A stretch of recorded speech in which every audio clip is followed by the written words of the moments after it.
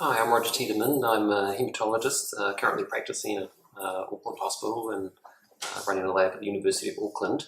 I also run a lab at Princess Margaret Cancer Centre in Toronto, where I previously worked for 13 years. And today I gave a presentation at the American Society of Hematology on the cell of origin of multiple myeloma.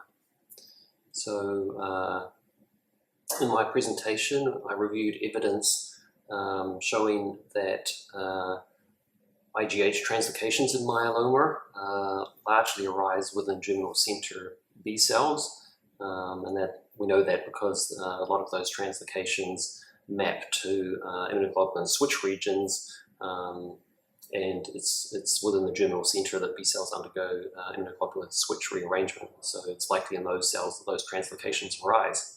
There are a number of other translocations in myeloma that also arise from somatic hypermutation or receptor revision, and those are processes that also occur in germinal center B cells.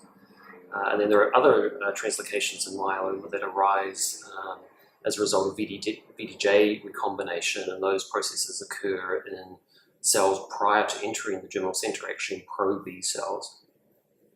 And all of the progeny of these cells are likely to carry those translocations.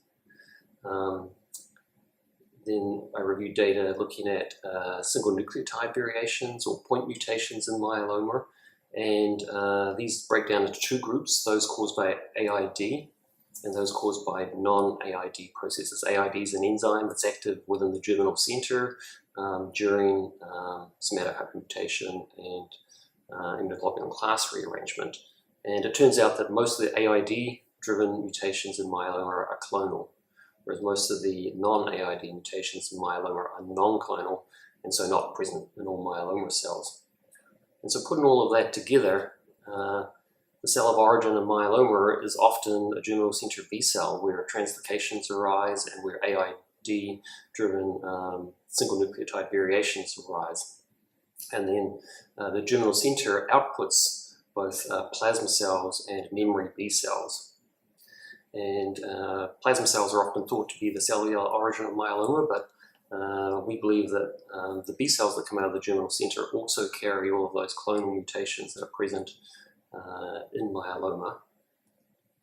And we've gone looking for evidence for myeloma B cells and pre-plasma cells that carry the chromosomal translocations, the copy number variations, and single nucleotide variations of the myeloma plasma cell clone, and have been able to identify those cells. So we've identified cells that lack CD38 and lack CD138, and that are sometimes CD20 positive, that lack plasma cell transcription factors, but which carry all of the chromosomal copy number changes and translocations present in myeloma plasma cells.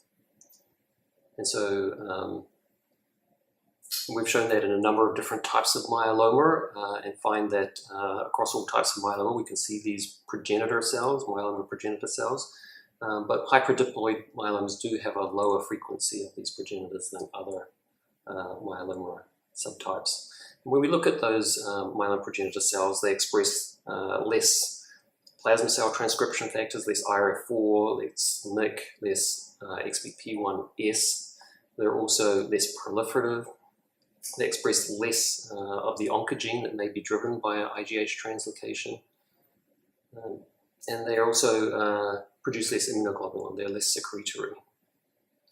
So we can see those cells by single cell RNA sequencing. We can look within, we've clustered a number of myeloma samples together, the B cells and the plasma cells, and we can see this transition from the B cell compartment to the plasma cell compartment.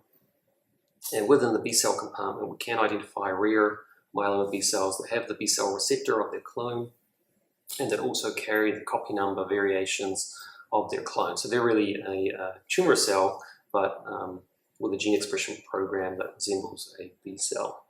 And we also see the same thing in an immature plasma cell compartment.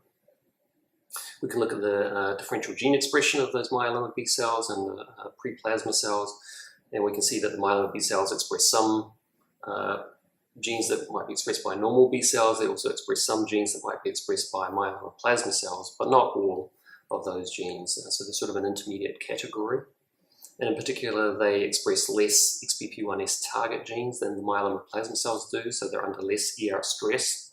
And they express more HLA class 2 genes than do myeloma plasma cells, which typically don't express those genes.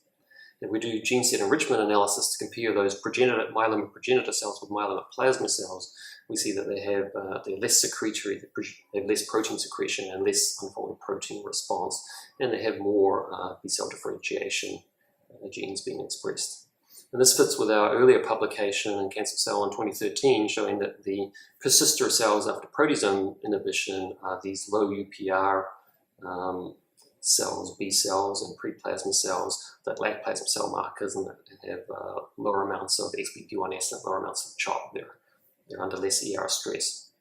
And other researchers have found similar types of cells persisting after BCMA targeted therapy and after combination chemotherapies.